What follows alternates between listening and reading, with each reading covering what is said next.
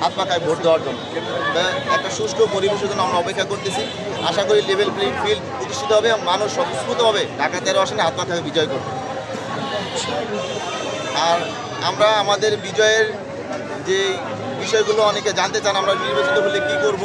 আমরা প্রথম অবস্থায় বলতেছি রাজনৈতিক সহ অবস্থা নিশ্চিত করব। বারবার বলতেছি, কারণ নির্বাচিত হওয়ার পরেই একজন প্রতিনিধি যেটা দেখা যায় তার প্রতিপক্ষ এলাকায় থাকতে পারে না। আমরা আগে থেকেই বলতেছি সমস্ত দল মত নির্বিশেষে আমরা এলাকায় সুষ্ঠু পরিবেশে যাতে সবাই বসবাস করতে পারে সেই পরিবেশ নিশ্চিত করব। রাজনৈতিক হানাহানি দ্বন্দ্ব আমরা নিরসন করব এবং এলাকার যে বিদ্যমান সমস্যা রয়েছে কৃষকাঙ্গের সমস্যা, সেই সমস্যারও আমরা সমাধান করব। তার ভিতরে বসবো, চাঁদাবাজ স্থায়ী সমাধান করবো ইনশাআল্লাহ এবং মাদকের স্থায়ী সমাধান করব। আর আমাদের বেড়িবাঁধের ঢালের যে জায়গাটা, এটা আমরা জানেন বৃষ্টি হলেই প্লাবিত হয়ে যায়, পানি নিষ্কাশনের পর্যন্ত ব্যবস্থা নাই। এটা ওয়াসার সাথে এবং নির্দিষ্ট ডিপার্টমেন্টের সাথে কথা বলে আমরা এগুলো সুষ্ঠু সমাধান ধারাবাহিকভাবে করবো ইনশাআল্লাহ। পরবর্তী সময় থেকে আমরা যে জিনিসটা দেখতে পাচ্ছি যে মোহাম্মদপুর এলাকাটা কিন্তু ডেঞ্জার জোন। দিনে তো মানুষ বের হতে পারে না, সন্ধ্যার পরে বের হতে তো আরো ভয় পায়। সেই ক্ষেত্রে এই মোহাম্মদপুরের নিরাপত্তা নিশ্চিতে আপনি কি কি ধরনের পদক্ষেপ নেবেন?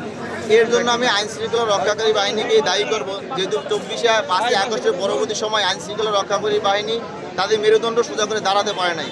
এর জন্য ইসলামী আন্দোলন বাংলাদেশ তাদের নেতাকর্মীর মাধ্যমে তাদেরকে আমরা সার্বিকভাবে সহযোগিতা করতেছি। মহল্লায় আমরা আমাদের কাছে আইন শৃঙ্খলা রক্ষা বাহিনীর যেই সহযোগিতা চাচ্ছে সহযোগিতা করতেছি।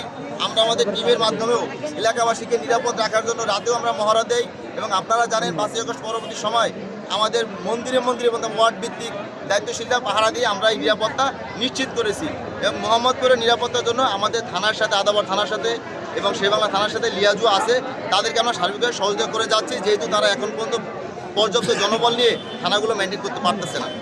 আপনি জনগণের ভোটে যদি মনোনীত হন সেক্ষেত্রে কোন কোন বিষয়গুলোকে আপনি প্রাধান্য দেবেন এই এলাকার?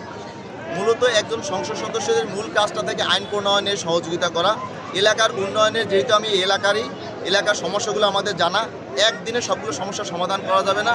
আমরা ধারাবাহিকভাবে সমাজের সিনিয়র সিটিজেনদেরকে নিয়ে বসে সমস্যাগুলো সরকারিভাবে ইনশাআল্লাহ সমাধান করব এবং এলাকা কিছু সমাধান আছে সেগুলো বসে সালিসির মাধ্যমে সমাধান করা যাবে। কৃষকাংশ যাবতীয় যে সমস্যাগুলো উৎপাদ আছে, চাঁদাবাজি আছে, টেন্ডারবাজি, এটা সরকারিভাবে সমাধান করতে হবে। চাঁদাবাজি আমরা এলাকা ভিত্তিক সমাধান করব ইনশাআল্লাহ, সবগুলো সমস্যা ধারাবাহিকভাবে সমাধান হয়ে যাবে। শেষ একটা প্রশ্ন আপনাকে করতে চাই। সম্প্রতি আমরা দেখেছি ইসলামী 8টি দল আপনারা ঐক্যমতে পৌঁছেছেন, তো সেই ক্ষেত্রে আমরা জানি আপনাদের এই ঢাকা 13 আসন থেকে জামাতে ইসলামের একজন প্রার্থীও প্রচারণা চালাচ্ছেন, আপনিও চালাচ্ছেন।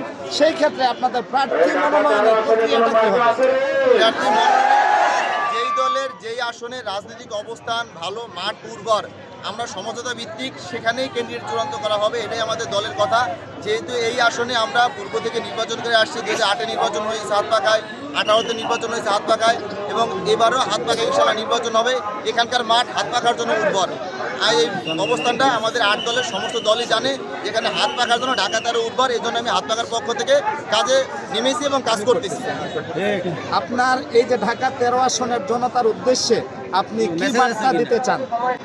ঢাকা 13 আসনের জনগণের উদ্দেশ্যে যেটা মেসেজ, আমরা ঢাকাবাসী এই পর্যন্ত স্বাধীনতার পরে এই মোহাম্মদপুর আদাবর শেরবাংলায় যত প্রতিনিধি আমরা পেয়েছি, তাদের মাধ্যমে আপনারা যে কষ্টটা পেয়েছেন, যে সমস্ত জায়গাগুলো তাদেরকে আপনারা পান নাই, যেটা প্রথম হয় যে একজন নির্বাচিত হওয়ার পরে তিনি যে সংসদে ঢুকেন আর জনগণের কাছে তিনি আসেন না।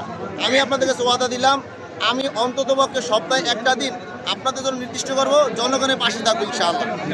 ধন্যবাদ।